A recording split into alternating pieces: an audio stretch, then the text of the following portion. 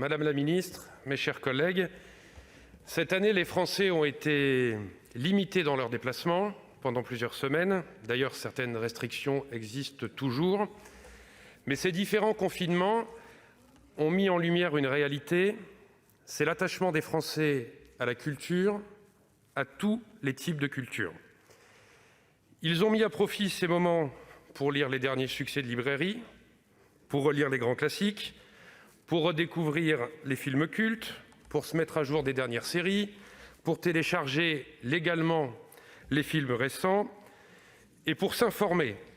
Et beaucoup s'informer, il faut regarder les taux d'audience, les niveaux d'audience des informations quotidiennes pendant le confinement pour voir que les Français ont cherché en permanence à s'informer. Finalement, l'industrie culturelle et l'information sont restés pendant le confinement présents dans la vie des Français, plus dans les lieux habituels et plus forcément avec les mêmes modes de consommation. Les librairies, les disquaires, les bibliothèques, les cinémas, les théâtres, ces lieux où nous avons l'habitude de nous retrouver, de nous rencontrer pour partager des moments si particuliers, ont disparu de notre quotidien. Ces adresses, ces commerces, ces salles, nous avons une obligation, les accompagner financièrement pour qu'ils soient encore en activité après la crise.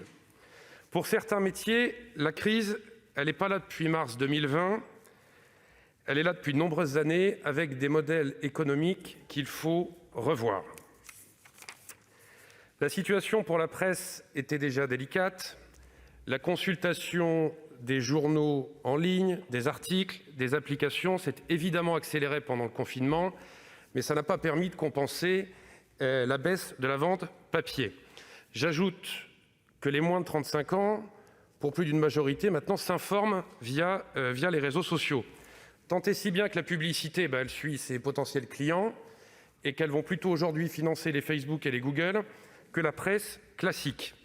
Ce qui va au-delà du sujet économique pose un problème même d'enjeu de société, puisque sur les réseaux sociaux, à coup de fake news et de manipulations plus ou moins organisées, on éloigne le citoyen de la réalité des faits. La vérité, c'est qu'il faut lutter contre ces dérives que les réseaux sociaux engendrent. Il faut soutenir et accompagner la presse à changer ses modes de distribution et à prendre le virage du numérique. Même si tout n'est pas parfait, les Français continuent de lire et d'acheter des livres. L'enjeu, là, c'est de sauvegarder le réseau des détaillants, en clair, les libraires. Leurs fermetures ont été à juste titre incomprises pendant le second confinement. Le click and collect a permis de légèrement limiter l'impact. Toutefois, ce sont les géants de la vente en ligne qui ont massivement, évidemment, pris le relais pendant cette période. Certaines mesures en faveur de ce secteur sont proposées, c'est une bonne nouvelle, mais une grande vigilance s'impose. Nous devons collectivement bâtir les outils qui permettront de contenir la montée en puissance de certains GAFA qui sont en train de remettre en cause des modèles qui jusqu'alors fonctionnaient plutôt bien. Le secteur du cinéma a été violemment impacté par la crise sanitaire. Ce ne sont pas que les salles vides, ce sont les tournages décalés, arrêtés, parfois même annulés. Ce PLF apporte un soutien financier important à ce métier.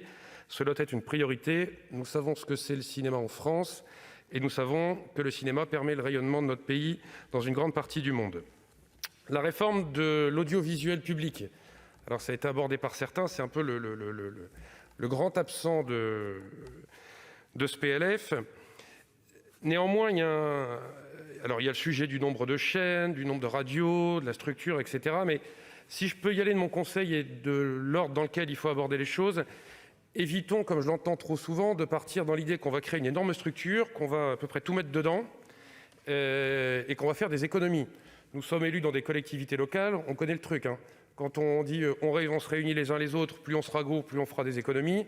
À la fin, on se réunit, on ne rend pas un meilleur service et souvent, en fonctionnement, ça coûte plus cher. Donc prenons les choses à l'endroit.